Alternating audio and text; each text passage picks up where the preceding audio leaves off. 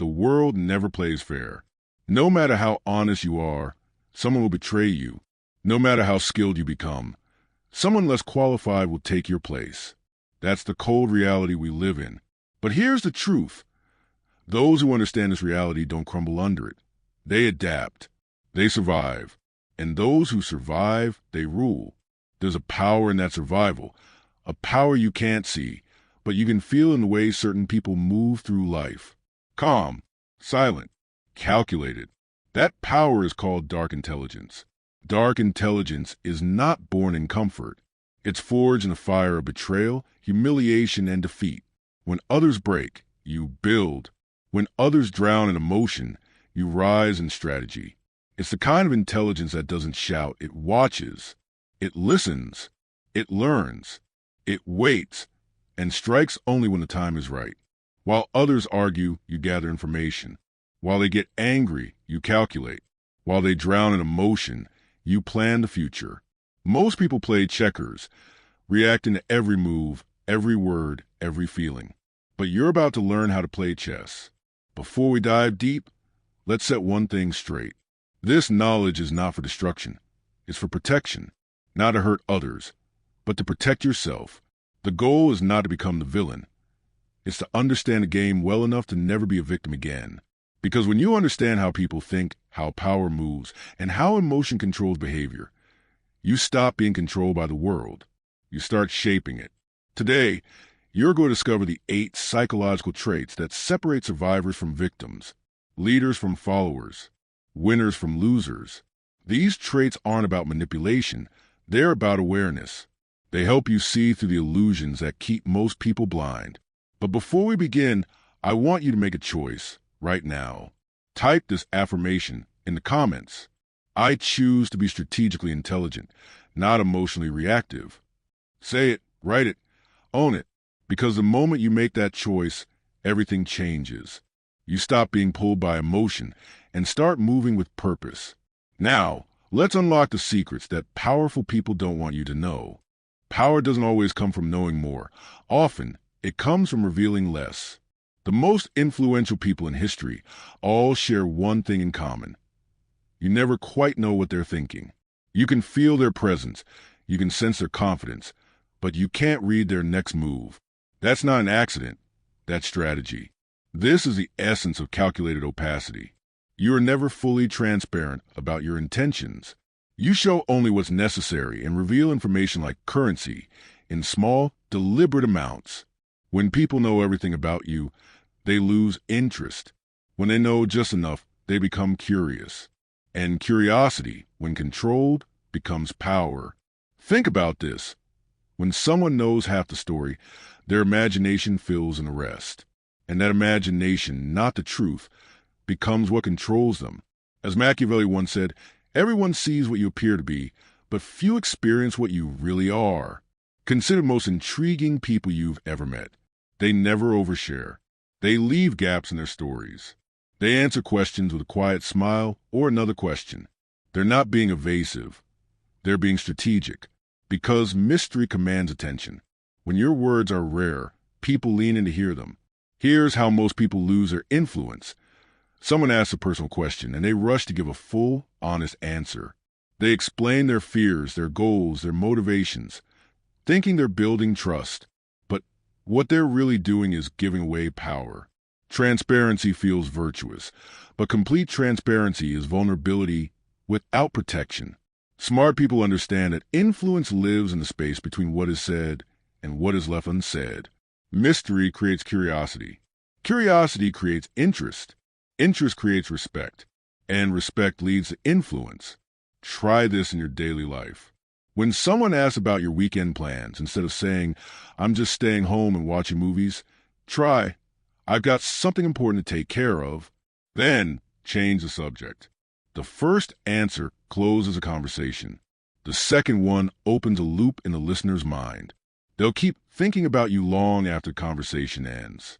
This isn't about lying or manipulation. It's about strategic communication, knowing when to speak, how much to share, and when to let silence speak for you. Your information is your currency. Don't spend it all at once. When you master calculated opacity, People start listening more carefully. They read between the lines.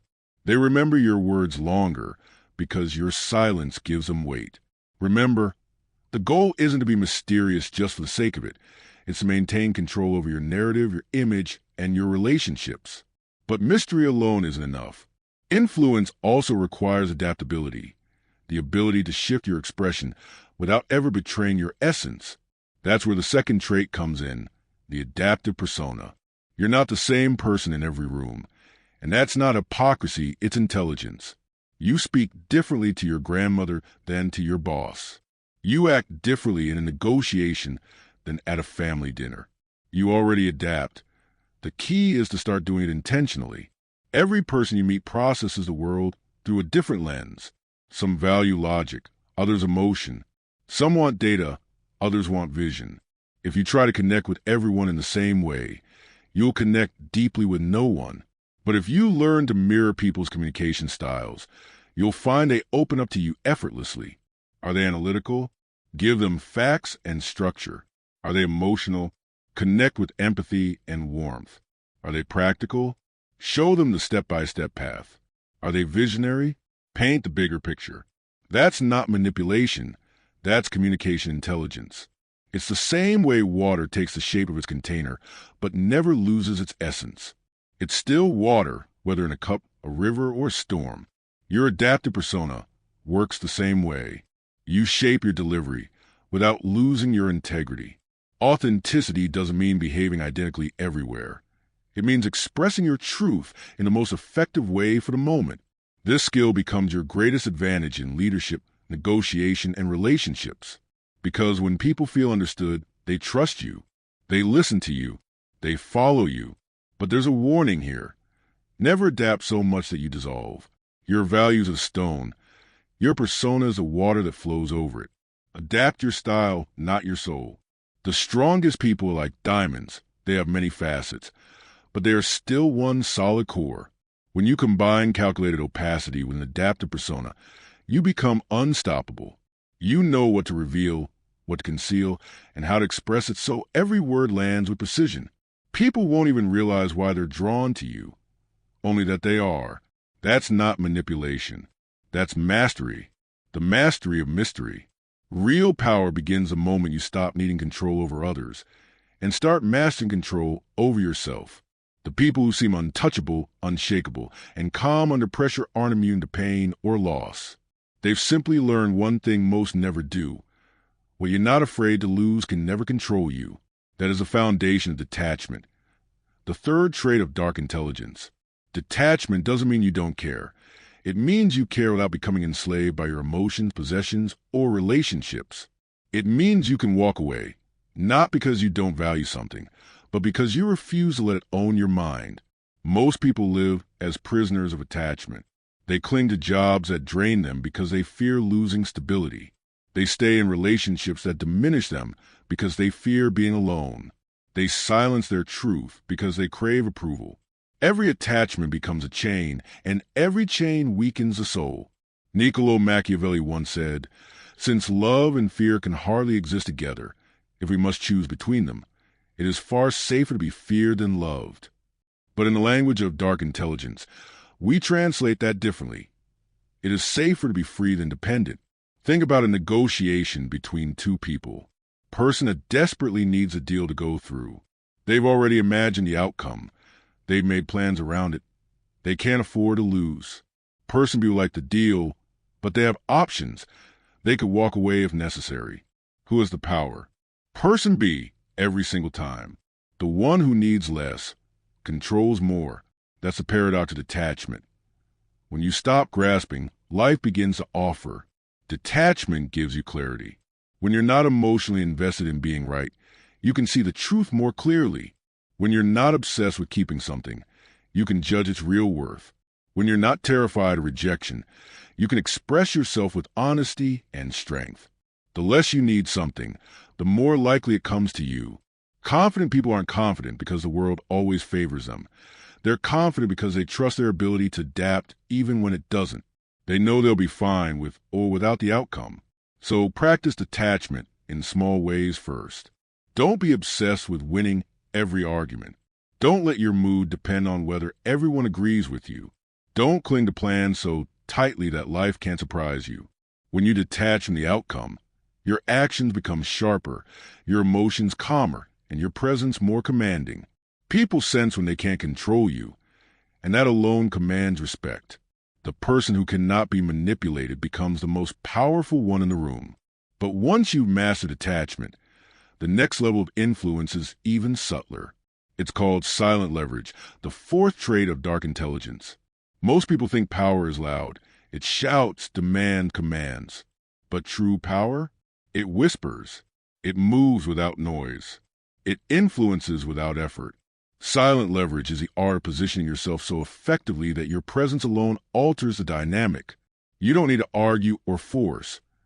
People simply align with you because your energy demands it. You hold influence not by shouting orders, but by being someone others don't want to disappoint.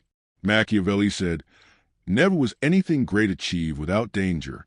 Silent leverage is that invisible danger, the kind people can feel but can't point to. Here's how it works. In conversation, it's the power of pause. Most people rush to fill silence. They reveal their insecurities, their plans, their weaknesses just to avoid the discomfort of quiet. When you master silence, you control rhythm. You turn conversation into chess. The moment you stop talking, others start exposing themselves. In negotiation, silent leverage comes from alternatives. You don't have to threaten to walk away. Your willingness to do so is enough. Power lives in quiet confidence, not in loud declarations.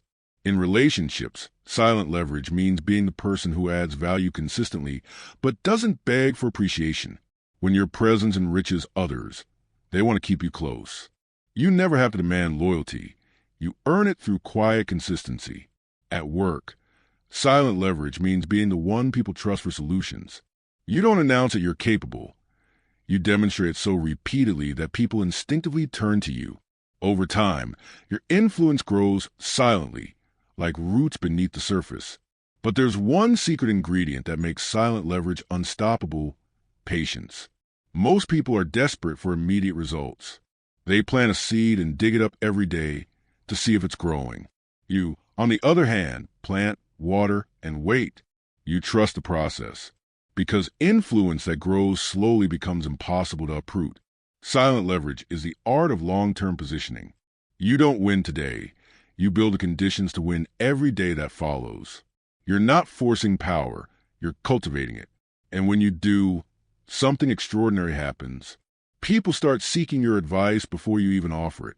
They crave your approval without you demanding it. They follow your lead because they feel your authority. That's the paradox of quiet strength. The less you try to control, the more control you have. But remember, both detachment and silent leverage come with more responsibility. This isn't about manipulation. It's about mastery. You use this power to create calm in chaos, not to create chaos in calm. True dark intelligence doesn't corrupt. It clarifies. It teaches you how to move through the world untouchable, graceful, and wise.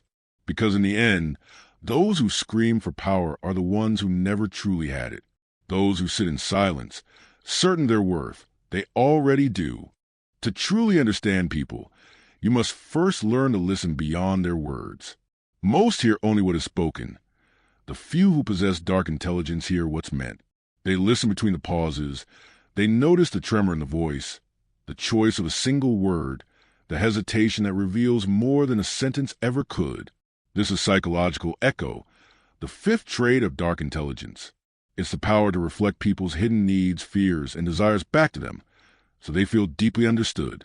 When people sense that you get them on a level few ever do, they open up, they trust, and in that trust lies influence. Machiavelli once wrote, "Men judge generally more by the eye than by the hand, for everyone can see and few can feel. Everyone sees what you appear to be. Few really know what you are." Psychological echo takes this idea further. You allow others to see themselves through you. Every human being, no matter how strong or self-assured, walks around with three silent questions. Do you see me? Do you understand me? Do you value me? When your words, tone, and presence answer yes to all three, You build a connection so powerful it becomes almost magnetic. Most people listen to reply. You must listen to understand. When someone complains about their job, they're rarely talking about their tasks. They're revealing something about how they feel seen, valued, or respected. When someone vents about a relationship, they're exposing their deepest emotional wounds. The art of psychological echo is to hear not just a statement, but the emotion underneath it. If someone says, "I hate my job," a surface listener gives advice. Maybe you should look for another. But someone who practices dark intelligence hears the truth beneath the words. "I feel unappreciated, unseen, powerless." A proper response might sound like, "It sounds like you're not being recognized for everything you bring to the table." In that moment, they feel seen, and that changes everything. Psychological echo is not manipulation when used ethically. It's awareness. It's the ability to help others articulate what they don't even realize they're expressing. Once you can do that, your voice becomes one people gravitate toward in times of confusion. But reflection without ethics is dangerous. That's where the sixth trait enters: ambiguous morality. Ambiguous morality is one of the most controversial and most misunderstood aspects of dark intelligence. It's not about abandoning your morals. It's about understanding that the real world rarely fits into simple boxes of right and wrong. The world is gray, not black and white. People often confuse kindness with goodness and harshness with cruelty. But in truth, sometimes the kindest action looks harsh in the moment, and the cruelest one looks kind. A good leader may have to fire a dishonest employee to protect the honest ones. A wise friend may need to speak a painful truth instead of comforting someone with a lie. Ambiguous morality doesn't mean being ruthless. It means being responsible enough to make hard decisions that weak people avoid. Machiavelli understood this. He wrote that since it is difficult to unite love and fear, it is safer to be feared than loved. Not because cruelty is power, but because clarity is power. The ability to act in complexity without being paralyzed by guilt or appearances is what separates leaders from followers. Ask yourself, are your actions guided by the need to look good or the desire to do good? Because often what looks good in the short term causes damage in the long run. And what feels harsh today can protect others tomorrow. Ambiguous morality teaches that true ethics are rooted not in appearances, but in outcomes. It demands courage to face the consequences of your own choices. It doesn't justify harm. It just acknowledges that life is full of situations where every choice carries weight. You must define your boundaries, the lines you will never cross. Within those lines, act strategically. Sometimes you must be soft. Sometimes you must be steel. Morality, when viewed through wisdom, is a compass, not a cage. And finally, we arrive at the seventh trait, controlled exposure. In a world that rewards oversharing, restraint is the ultimate sophistication. Everyone is shouting their thoughts, their emotions, their private lives into the void of social media, hoping to be heard. But those who hold back, who share intentionally, they command curiosity, and curiosity breeds influence.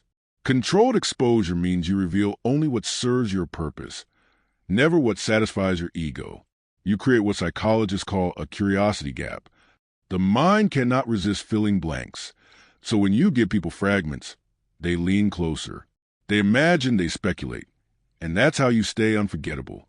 Machiavelli once said, "Men are so simple of mind and so much dominated by their immediate needs that a deceitful person will always find plenty who are ready to be deceived." In modern terms, that means this. People don't pay attention to what you say. They pay attention to the gaps between what you say. When you practice controlled exposure, you make silence your ally. You allow others to wonder what else you might know, what else you might do. That quiet intrigue becomes a gravitational pull. Practically, it means never revealing all your plans. It means sharing your achievements when they serve a larger narrative, not as random self-promotion.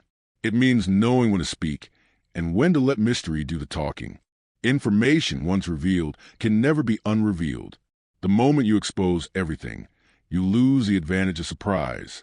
The less they know, the more they assume, and assumptions lead to mistakes that give you leverage. This applies everywhere. In business, reveal your capabilities gradually, not all at once. In relationships, Let connection build through time, not exposure. Online, curate your digital presence with intention. What you post becomes part of your reputation's architecture. Every word, every photo, every comment. Controlled exposure doesn't mean being cold or secretive. It means being strategic with your truth. You share enough to be authentic, but not so much that you lose your narrative. The people who master this balance become magnetic. They are open enough to be trusted and mysterious enough to be remembered. So here's how the three merge. Psychological echo gives you empathy. Ambiguous morality gives you wisdom. Controlled exposure gives you power. Together, they make you both relatable and untouchable. A person who understands deeply, decides clearly, and speaks sparingly. Because in a noisy world, the one who listens deeply, acts decisively, and reveals selectively doesn't just survive, they lead. At the end of every strategy, every principle, and every psychological insight, one truth remains. Nothing matters unless it works. Talk is cheap. Ideas are infinite. But results are the currency of power. This is a final and perhaps most transformative trait of dark intelligence, outcome obsession. It's the mindset that separates dreamers from achievers, amateurs from professionals, and those who talk about power from those who quietly wield it. Most people are trapped in the illusion of effort. They confuse movement with progress. They work hard. They talk endlessly. They argue to prove they're right. Yet they accomplish little that truly changes their reality. Outcome-obsessed individuals are different. They don't ask, "Am I doing enough?" They ask, "Is what I'm doing getting me closer to my goal?" This one shift in thinking changes everything. Outcome-obsessed people measure by results, not emotions. They don't chase validation or perfection. They chase effectiveness. They aren't concerned with looking good in the process. They're concerned with getting it done. Machiavelli wrote, "The promise given was a necessity of the past. The word broken is a necessity of the present." In other words, reality doesn't reward intentions. It rewards adaptability. Being right yesterday doesn't matter if the world changed today. When you adopt this trait, you stop playing the game of appearances. You start playing the game of results. Focus on results, not ego. Ask yourself, in arguments, in relationships, in your work, do you want to win the moment or win the outcome? Most people waste energy trying to prove they're right. But being right doesn't pay bills. It doesn't solve problems. It doesn't build empires. Being effective does. The outcome-obsessed mind always asks, what result am I trying to achieve here? What's the most direct path to that result? What am I doing that doesn't move me closer? Sometimes, achieving the outcome means letting the other person think they've won. Sometimes it means taking a smaller step today to gain leverage tomorrow. The ego hates that, but strategy demands it. When you focus on outcomes, you stop reacting to emotions and start responding to logic. You become calm in conflict, patient in uncertainty, and relentless in pursuit of what matters most. The art of strategic laziness. Outcome-obsessed people are often misunderstood as lazy, but their so-called laziness is actually precision. They don't waste effort where it doesn't count. They've mastered the 80-20 rule. 20% of actions create 80% of results. So they focus on those few powerful actions and eliminate everything else. While others brag about being busy, they quietly produce results. They don't study everything, only what will multiply their effectiveness. They don't chase every opportunity, only the ones that align with their goal. They conserve energy for the moments that matter because they understand that consistency outlasts intensity. Outcome obsession is not about doing more. It's about doing exactly what matters and nothing more. Flexibility over rigidity. Another hallmark of this mindset is flexibility. Average people become attached to their plans. They think, this is how it must be done. But the world changes faster than their plans. Outcome-obsessed individuals are attached to the goal, not the method. If something isn't working, they adapt quickly, ruthlessly, intelligently. They change strategy without losing direction. They're not married to ideas. They're married to results. That's why they thrive in chaos. When others panic because the plan fell apart, they smile, because they know every ending hides a better route. Adaptability is power disguised as humility. ethical boundaries, and responsibility. But outcome obsession can be dangerous when it's detached from ethics. Without moral direction, results become addiction. You might win battles and lose your soul. The goal, therefore, isn't just effectiveness, it's effective integrity. To succeed while still honoring your principles. To reach your goal without poisoning your conscience. So before pursuing any outcome, ask, will this result make me stronger or hollow? Am I proud of how I achieved it? Does it serve a purpose beyond myself? When you align your strategy with ethics, you don't just become successful, you become trusted. And trust, in the long game of power, is the highest leverage there is. The 7-day challenge, turning knowledge into power. You've now learned the 8 traits of dark intelligence, from calculated opacity to silent leverage, from psychological echo to outcome obsession. But knowledge without action is illusion. So here's your challenge. For the next 7 days, choose one trait that resonated with you, just one, and practice it intentionally in your daily life. If you choose detachment, practice not reacting emotionally when someone tries to provoke you. If you choose controlled exposure, hold back one piece of information that you'd normally overshare. If you choose psychological echo, try truly listening to someone without planning your response. Observe what happens. Notice how people treat you differently. Notice how much calmer, more confident, more strategic you feel when you're no longer ruled by impulse or insecurity. That's how dark intelligence takes root, one deliberate action at a time. The final lesson. Remember what was said at the beginning. This power isn't for destruction. It's for protection. The goal isn't to manipulate the world, but to understand it deeply enough that it can no longer manipulate you. Use these insights not to dominate others, but to bring clarity, calm, and strength into your own life and into the lives of those around you. The world doesn't need more manipulators. It needs more masters of awareness. Because the most dangerous person in any room is the one who has nothing to lose. But the most valuable person in any room is the one who understands human psychology and uses it to create harmony, fairness, and power with integrity. So, which will you be? If this journey changed how you think about intelligence and power, take a breath and make your choice now. Write in the comments, I choose strategic intelligence over emotional reaction. And remember this, true intelligence isn't about being clever. It's about being wise enough to use your knowledge in service of something greater than yourself. Stay strategic, stay ethical, stay powerful,